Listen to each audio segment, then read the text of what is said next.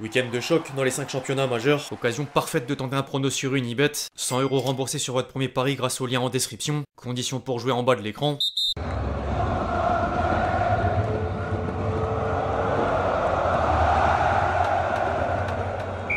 L'équipe, j'espère que vous allez bien aujourd'hui.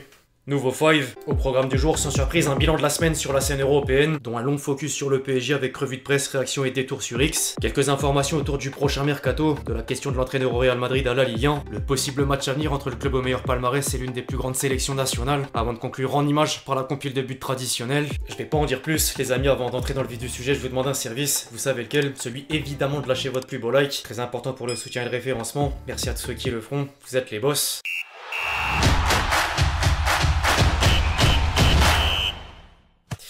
Quelle semaine historique. Mercredi, le PSG survivait d'abord à une entame de match difficile devant Arsenal avant de s'ouvrir une voie royale vers Munich dans un Parc des Princes en feu. Le succès du club de la capitale a encore découlé d'une réussite collective, mais certaines individualités auront fait la différence à l'image de Fabian Ruiz, buteur à l'ouverture du score, ou encore Donnarumma, de nouveau auteur d'arrêt décisif. De quoi provoquer l'exultation des supporters parisiens au stade comme en dehors avec des scènes de liesse jusqu'aux Champs-Élysées, malheureusement gâchées par plusieurs incidents. La presse française préfère néanmoins retenir l'essentiel. Le champion de France fera face à l'Inter le 31 mai dans une deuxième finale de Ligue des Champions en l'espace de 5 ans, et coïncidence, toutes les finales de la meilleure des compétitions dans la ville allemande ont vu les équipes remporter leur premier titre. Nottingham Forest en 79, Marseille en 93, Dortmund en 97, sans oublier Chelsea en 2012. En parlant de l'Inter, l'équipe fait d'ores et déjà le décryptage des Nerazzurri, adversaire inédit du PSG en match officiel. Le journal écrit à juste titre que la bande à Dembélé devra faire attention aux projections, résister au jeu dos au but du duo Lautaro Martinez-Marcus Thuram et profiter d'un des seuls points faibles de la défense milanaise, à savoir les centres brossés au second poteau.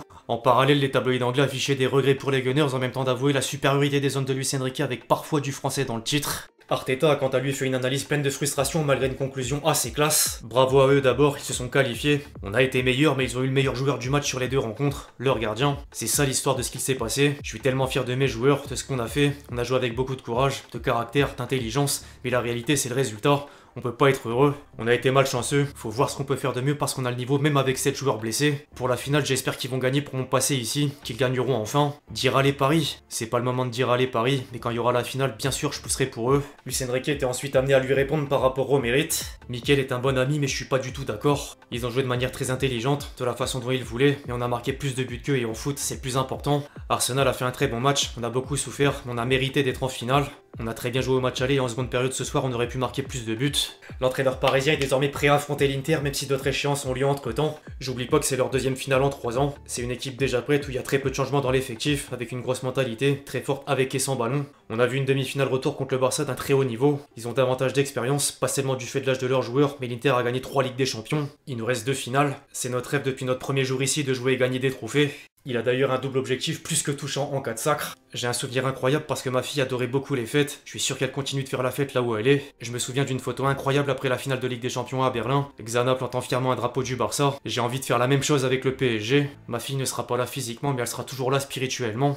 Au passage, le Barça a visiblement toujours du mal à digérer la défaite. Laporta a déclaré dans une vidéo que la principale raison pour laquelle les hommes d'Hansi ne sont pas en finale est due aux décisions arbitrales et qu'il faut avoir la mentalité de remporter le championnat avant le Classico. Au rayon des joueurs, Araujo tenait encore à s'excuser auprès des supporters barcelonais sur les réseaux sociaux. J'accepte et je reconnais, je me suis jamais caché et je le ferai jamais. Ça fait mal d'être dehors mais ça s'arrête pas ici. On travaille, on se bat, mais je suis aussi fier de cette équipe, de mes coéquipiers, du logo que nous représentons et de chaque culé qui était avec nous à chaque étape. Durant cette année 2025, nous avons montré en tant qu'équipe et en tant que supporters la mentalité que nous avons. Le Classico arrive et nous allons laisser l'âme. Nous sommes Barça, nous reviendrons plus fort. Son de cloche un peu différent pour Bastoni, toujours dans un rêve jusqu'à citer Lamine Yamal. C'est que maintenant que je commence à réaliser quel exploit incroyable nous avons réalisé mardi. L'effort que nous avons laissé sur ce terrain était énorme et tout ça a été remboursé et plus encore par l'énergie inoubliable de nos fans. Je suis reconnaissant envers chaque coéquipier, l'esprit, la faim, le cœur. Se battre à vos côtés est ce qui fait que chaque sacrifice depuis qu'on est enfant en vaut la peine. Respect pour nos adversaires, ils ont fait preuve d'une force et d'un cœur incroyable. À tous les Interisti, rendez-vous à Munich. Merci pour tout.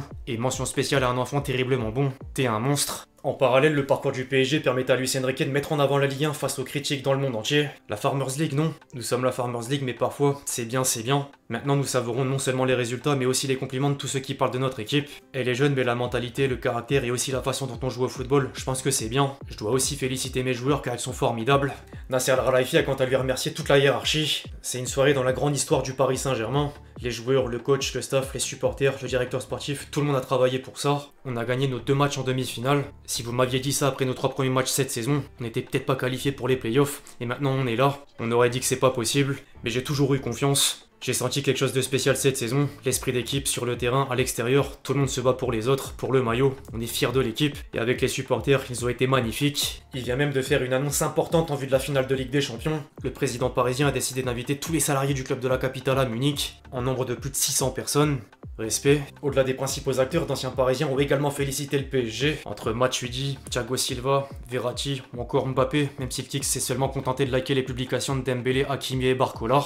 Parler de lui en mal, c'est un peu réducteur, mais impossible d'oublier la séquence. Je pense que si je liais mon avenir à la Ligue des Champions, et je manque pas de respect au club, je serais parti très loin. Hein. Donc, Plus sérieusement, les réactions peuvent maintenant laisser place à quelques chiffres. Canal+ a sans surprise réalisé la meilleure audience de l'histoire de la chaîne avec un pic à plus de 4 millions de téléspectateurs. Le PSG va empocher pas moins de 140 millions d'euros grâce à la campagne européenne, sans prendre en compte les revenus de la billetterie du Parc des Princes. Il aura engrangé un total de 120 500 points au coefficient UEFA depuis la saison 2020-2021, et les bookmakers placent désormais Dembélé comme le nouveau favori pour le Ballon d'Or avec 33% de chance d'avoir la distinction. On reviendra sur le sujet dans les prochaines semaines.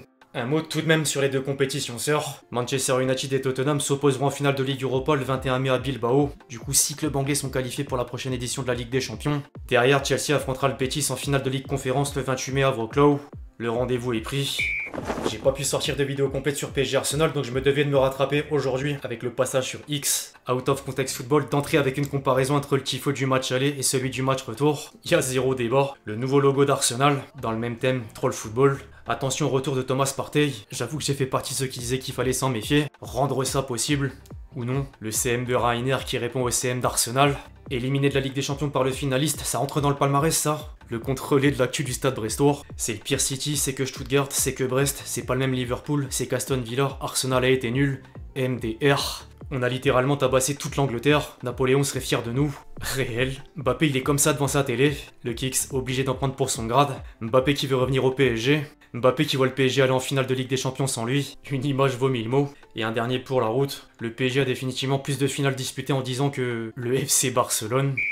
En parlant du Barça, le Real Madrid vient officieusement de préparer la saison prochaine à J-1 du Classico. Xabi Alonso a annoncé quitter le Bayer Leverkusen en fin de saison et devrait succéder à Ancelotti sur le banc madrilène. Il aura vraiment marqué l'histoire du club allemand en l'espace de 3 ans. Entre la saison invaincue en Bundesliga jusqu'au titre, la série de 51 matchs consécutifs sans défaite, toutes compétitions confondues, les victoires en Coupe et Super Coupe d'Allemagne, sans oublier la finale de Ligue Europa malheureusement perdue. Maintenant, inutile de rappeler que le départ d'un entraîneur provoque toujours d'autres mouvements. Le Bayer Leverkusen penserait désormais à Fabregas en plus d'Eric Ten Hag pour remplacer la légende du club merengue. Par contre, Xabi Alonso peut a priori oublier l'idée de prendre Florian Wirtz dans ses valises. Le numéro 10 s'est mis d'accord avec le Bayern sur les termes d'un contrat et le club bavarois serait prêt à mettre 100 millions d'euros d'indemnité de transfert. Au passage, les dirigeants leverkusenois lancent le mercato estival avant l'heure. Le champion d'Allemagne 2024 a recruté Ibrahim Mazza en provenance du Hertha Berlin contre 12 millions d'euros.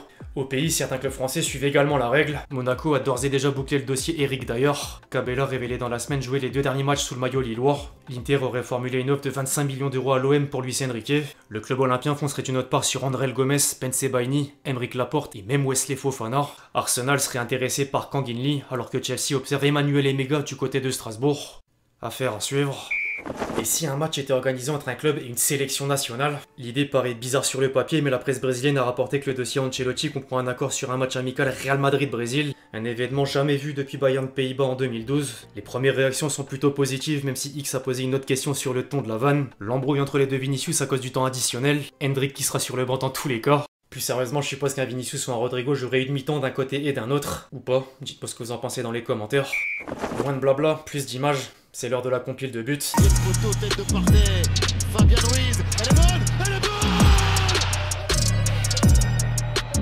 And volleyed cleanly, it's Jallo. Oh, it's a beautiful! Dumfries, there was no foul, and there's another equaliser! Et c'est pour Anthony qui va aller chercher le poteau entrant! Il y a 13 ans, alors qu'on va voir Mason Mount. Georges qui a décroché et qui va lancer Douze-Buriol dans la profondeur, ça c'est bien fait. Douze-Buriol sur son pied gauche pour nous.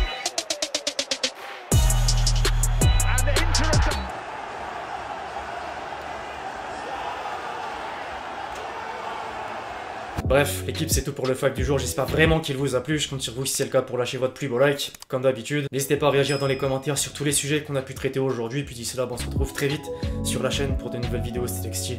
Ciao ciao. Bye.